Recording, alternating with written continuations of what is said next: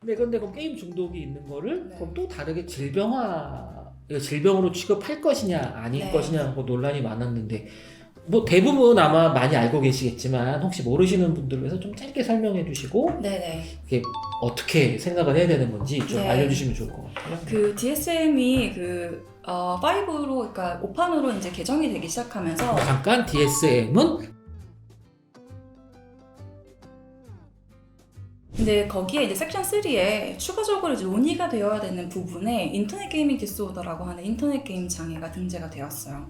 논란이 굉장히 많다가 이게 이제 영구적인 어떤 근거가 좀 미비하다 이런 이제 결론이 도달하면서 결국에 추가적으로 검토가 필요한 이제 섹션 3에 들어가게 됐고, 그거에 이제 발맞춰서 제가 아까 설명드렸던 그 ICD라고 하는 신체 질병부터 시작해서 정신건강의 질병까지 다 모두 등재가 되어 있는 그 ICD-11 판에 게이밍 디스오더라고 하는 게임 장애가 게임 이용 장애라고 한국에서는 번안을 해서 지금 부르고 있는데요. 그게 이제 등재가 되는 게 선언이 되어졌어요. 이제 그러면서 이제 각각의 세계의 이제 각국에서 이거를 그러면은 본인 국가의 그 ICD에 등재를 할 거냐 말 거냐 이제 이게 논란이 되기 시작했는데, 일단 국내에서는 등재를 해야 된다라고 주장을 하고 있는 학계, 그리고 전문가들, 그렇지 않은 전문가들 어떻게 보면 이렇게 좀 나뉘기도 하고, 이게 국가 부처, 정부 부처에 따라서 좀 관점이 달라요. 그래서 잠깐 정리를 해드리면 DSM-5라고 그래갖고 보통 이제 정신질환을 많이 보는 데에서는 섹션 3라고 해서 아직까지 질병으로 딱 못 박진 않은 상태고, 네. 그다음에 이제 WHO에서는 ICD에서는 이제 질병으로 등재를 했는데 ICD를 각 국가별로 네. 자기네 국가에서도 이제 질병인지를 등재하는 과정에서 이제 우리나라에 문제가 돼 있던 거고, 맞습니다.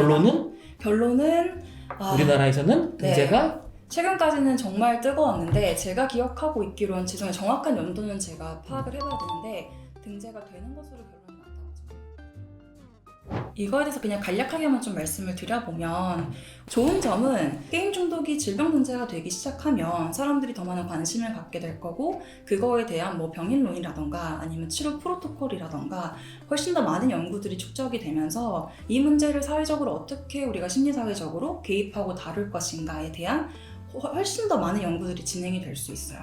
그리고 국가적으로도 이게 등재가 되기 때문에 훨씬 더 많은 예방정책들을 펼칠 거라고 기대가 되어지고요.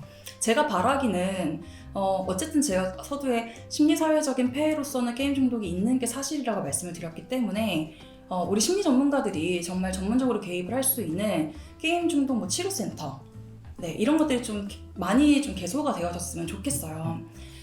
그러니까 요약하면 네.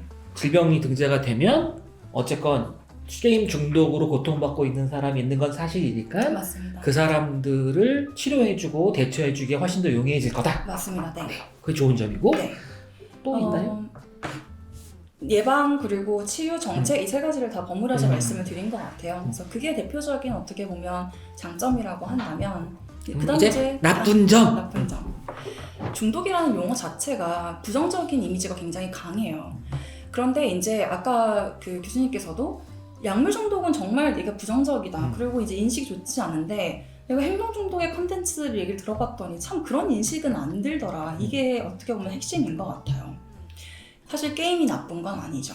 그쵸. 근데 거기에 게임 좋죠. 그렇죠. 네. 저도 게임 너무 좋아하거든요. 그런데 그 게임이라는 거에 중독이라는 용어를 붙이는 순간 다양한 폐해들이 발생할 수 있어요. 우리나라 사회에서는요, 어떻게 보면 부모님들이 아이들이 청소년 시기에 특히 이 게임 중독 문제로 인해서 부모 자녀 갈등이 굉장히 심해지는데, 부모님들이 이 게임 문제로 인해서 모든 것들을 다 회피라고 표현하면 좀 그렇겠지만 게임 때문이야. 네, 그렇게 할 가능성. 부모님들은 내 애가 중독자에서 이런 거야, 게임 중독이야, 이렇게 이 용어가 남발이 되거나 정확한 진단 기준이 없이 중독자라고 낙인을 찍게 되거나 이런 피해들은 분명 생길 수 있을 것 같고요. 근데 이거는 외부에서 그렇게 낙인을 찍는 것뿐만이 아니라 본인이 본인 스스로에게도 그렇게 낙인을 찍게 되는 문제가 생길 수 있어요.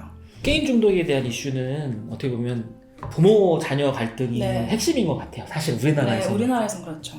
이게 실제로 고통받는 친구들이 있지만 많은 사람들이 그렇다고 뭐 게임 중독이 질병까지 갈 필요가 있어라고 말하는 거는 내가 부모님으로부터 너 게임 중독 아니냐라는 말을 너무 많이 들었기 때문에 네. 그러니까 이런 것이 또 남발될 수 있는 상황이라 좀 이제 어렵다, 안 좋은 면이 있다라고 하시는 거고. 네. 그러니까 이제 그러니까 질병 코드로 그러니까 질병으로 인정받는 것이 이제 좋은 점도 있고 나쁜 점도 있고 이제 이런 장단점이 있으니까 네. 서로 우리가 한번 생각해 볼 거는 되게 있을 것 같아요. 네, 그렇습니다.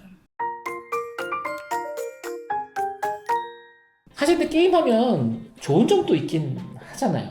그럼요. 게임은 좋은 점이 많죠. 저는 많다고 생각해요. 그쵸. 게임하면은 뭐 사실 말씀드리면 네. 요즘에 게임 연구, 심리학에서 하는 게임 연구의 트렌드는 좀 바뀌었어요. 네. 이제 과거에는 이렇게 컴퓨터 중독, 게임 중독처럼 네. 게임의 이제 부정적인 측면에 대해서 연구를 많이 했지만 최근에는 이 게임의 긍정적인 면을 보는 것도 굉장히 많아서 네.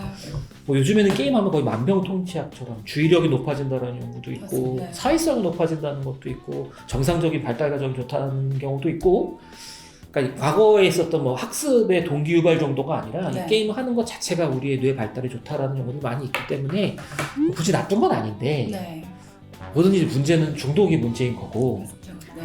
그 와중에 우리나라는 청소년기 네. 대학 진학이 너무 중요한 이때에 부모님들은 얘가 1분 1초를 아껴서 공부를 해야 되는데 네. 게임기를 잡고 있는 이게 이제 문제인 네. 거죠. 그래서 사실 우리나라의 게임 중독의 문제의 핵심은 이제 부모 자녀 갈등인 것 맞습니다. 같은데 네. 도대체 부모님은 어떻게 해야 되나요?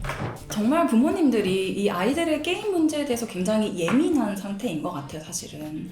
그래서 제가 부모님들께 좀 말씀드리고 싶은 거는 아이들이 게임을 통해서 무엇을 충족하고 있는가를 잘 좀 봐주시면 조금 더 아이들의 게임 문제를 이해할 수 있다. 예를 들어서 아이들이요, 요즘에는 게임 없이는 사실 친구 관계가 형성이 안 되는 경우들이 많아요. 그렇죠. 그 스마트폰, 이거는 게임뿐만이 아니라 뭐 SNS도 마찬가지인데 SNS, 게임 이런 것들은 이 아이들한테 있어서는 어떻게 보면 성인들의 어떤 술과 같은 술문화, 음주문화 이런 거랑 좀 비슷한 거라고 생각이 되어져요. 좋은 거죠. 네, 생존, 사회생활을 위해서는 필히 필요한 거다. 그렇죠. 어떻게 보면 내 아이가 게임을 좋아하고 물론 그런 것들이 아닌 다른 것들로 관계성에 대한 욕구를 채우는 사람도 분명히 있죠. 그런데 어쨌든 내 아이는 게임으로 그걸 채우고 있는 것 같다라는 거죠. 그런데 그거를 부모님이 하지 말라고 억압을 하는 순간에 결국에 그 얘기가 아이한테는 어떻게 들리느냐. 너 친구 사귀지 마. 좀 더 극단적으로 얘기해보면 너 왕따가 돼. 왕따가 돼. 이렇게 들릴 수 있어요. 아이들한테는. 그러면 아이들은 결국엔 게임을 통해서 뭐를 충족을 하는 거냐. 여기서 이제 나오는 게 또 이제 기본 심리 욕구라는 게 있는데요. DC 라이언이 얘기한 기본 심리 욕구 정말 짧아요. 한 3가지인데 관계성, 유능성, 자율성 3가지입니다. 관계성은 방금 말씀드렸던 사회적인 관계 안에서의 이 욕구를 충족하는 것, 긍정정서를 느끼는 거죠. 근데 자율성은 자유롭다는 느낌이에요. 이게 아주 또 중요한 게 우리나라 청소년들은 학교 등교 시간, 학교 시간, 그리고 거기 안에서의 먹는 거, 입는 거 다 자율성이 통제되기 시작하잖아요. 그런 거 끝나고 나면 또 학원에 가요. 그러니까 자율성이 그 어떤 국가들보다도 더 많이 제한이 되는 나라인 것 같아요. 그러다 보니까 그런데 게임 속에 들어가면 인터넷 속에 들어가면 내가 원하는 대로 내가 원하는 곳에 내가 원하는 시간에 내가 원하는 무기를 들고 아이템을 장착하고 모든 걸 할 수 있어요. 나도 엄청 예쁘게 꾸밀 수 있어요. 그러니까 자율성이 창조주죠, 창조주. 창조주 맞아요. 그래서 이게 거기 안에서 엄청난 자유로움, 자율성, 내가 내 가치, 내가 좋아하는 것, 내가 선호하는 것대로 활동할 수 있는 아주 좋은 환경이 되어져요. 자율성의 욕구를 채우고요. 마지막이 유능성이에요. 부모님들께서 아이들이 공부를 잘하길 바라고 계속 그것 때문에 이제 어떻게 보면 스트레스가 발생하고 갈등이 발생이 되는데 이 아이들이요, 이 게임 안에서 엄청난 유능감의 욕구들을 충족을 해요. 게임을 하면은 등수가 매겨지고 레벨업을 하기 시작하잖아요. 거기서의 어떤 자기 효능감, 유능감을 결국 느끼게 되는데 결국 아이들이 게임을 하는 이유는 그리고 인터넷 속의 매체들에 빠지는 이유는 이 3가지 때문이다. 그렇게 생각해보면 아이들의 마음을 좀 더 잘 이해하실 수 있지 않을까 싶은 거 하나. 2번째 요거까지만 말씀을 드려보면 아이들이 스마트폰 너무 많이 한다, 게임 너무 많이 한다고 생각하실 수 있는데요. 한번 잘 생각해보죠. 하루의 일과를 그려보면 아이들이 보통 한 7, 8시에 등교, 8시에 등교하죠. 8시에 등교해서 고등학생들은 저는 야자를 썼으니까 11시까지 학교에 있어요. 그러면은 학원을 가면은 새벽 2시까지 학원이 있거든요. 정말 그 시간 동안에 우리나라 청소년들이 자기의 여가 시간, 내가 정말 좋아하는 걸 탐닉할 수 있는 시간이 얼마나 될까? 저는 부모님들보다 훨씬 더 적다라고 생각해요. 그렇죠. 아이들에게 적정한 시간에 아이가 원하는 정도의 좀 함께 조율을 하셔서 이 부분은 우리 아이의 여가 시간으로 취급해 주시면서 다뤄주시면서 좀 더 허용적으로 대해 주시면 어떻게 보면 부모 자녀 간의 갈등을 줄일 수 있는 첫 번째 관문을 통과하시는 거다라고 말씀드릴 수 있을 것 같아요. 그래서 저한테 상당히 좋은 말이긴 한데 네. 갈등만 해소한다고 뭔가 마음이 편해지진 않으실 것 같아요. 네. 부모들 입장에서. 왜냐하면 이제 부모님들은 어쨌건 게임하는 시간을 줄였으면 좋겠으니까. 네. 근데 저도 이제 주변에서 보면 그 자녀를 가지신 분이 애들이 밤 새벽 5시, 6시까지 게임을 한다는 거예요. 그리고 학교 가서 내내 자고. 근데 잘 들어보면 학원에 갔다가 새벽 1시에 와. 네. 근데 이 친구는 적어도 4시간 정도는 게임을 하고 싶은 거죠. 근데 학원을 안 보내실 생각은 안 하시더라고요. 맞아요. 네. 포인트죠. 네. 그러면서 계속 이 4시간을 줄이고 싶어 하는데 음. 그럼 이제 어떻게 하면은 이게 정말 현실적으로, 그러니까 좀 전에 하는 거는 부모가 수용해줘라. 네. 첫 번째. 예. 그럼 이제 어떻게 하면 실제로 이게 게임을 줄여가면서 해피하게, 그러니까 청소년의 행동을 어느 정도 조절할 수 있는 방안은 무엇이 있을까요? 지금 말씀해주신 예로 생각을 해보면 제가 아까 말씀드렸던 중독 기준하고도 좀 부합이 되어져요. 1시에 왔어요. 그런데 다음날 내가 7시에 일어나서 8시에 등교를 하려면 최소한으로 내가 자야 되는 시간은 분명히 있어요. 그런데 이 친구가 그게 아니라 4시간, 5시간을 못 잔다. 그러니까 수면에 방해가 되잖아요. 그리고 보니까 다양한 폐해들이 발생을 해요. 학교에 가서 졸고 그럼 당연히 성적이 떨어지게 될 거고 선생님들의 지적을 받게 될 거고 본인도 굉장히 심한 신체 피로감을 느끼게 될 거고요. 이 정도가 되면 이제 세 번째 준거인 부정적인 폐해가 발생하는 초기이거나 발생하고 있다고 볼 수 있을 것 같아요. 이런 경우에는 부모님께서 개입을 하시기에는 조금 늦었다라고 제가 생각이 되어져요. 이럴 때야말로 정말 우리 아이가, 내 아이가 중독의 수준인지 아닌지를 전문가에게 빨리 가셔서 일단은 먼저 판단을 받아보시고 평가를 받아보시고 전문가하고와의 어떤 코칭 그리고 심리적인 전문가의 서비스에 개입을 받으셔서 접근하시는 게 일단 중요할 것 같다라고 제가 말씀을 드리고 싶어요. 그러니까 폐해가 발생하기 시작했으면 부모님만으로 뭔가 개입을 해서 갈등을 줄이는 건 거의 불가능하다. 오히려 갈등만 더 심화된다라고 말씀을 드릴 수 있을 것 같아요. 뭐 약간 개인적인 얘기긴 한데 저는 연구자들이요 자기 이슈 따라가는 것 같아요. 제가 청소년 시기에 굉장히 심한 게임 중독에 빠졌었는데요. 지금 기준으로 생각해봐도 저는 확실히 중독자였던 것 같아요.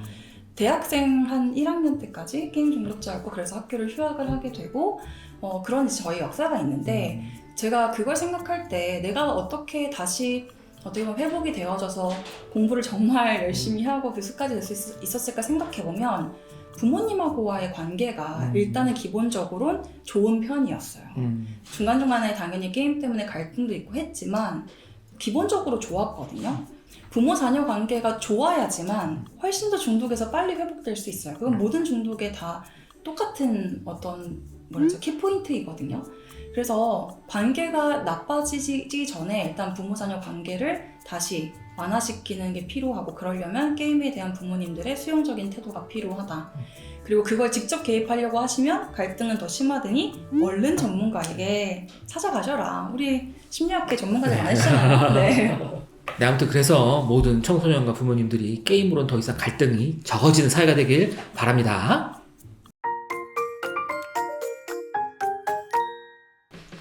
게임이 참 중독도 심각한데 저 이제 그런 얘기를 들은 적이 있어요. 게임이라고 다 같은 게임이 아니다. 문제는 게임이 있는 게 아니라 사행성 있는 게임.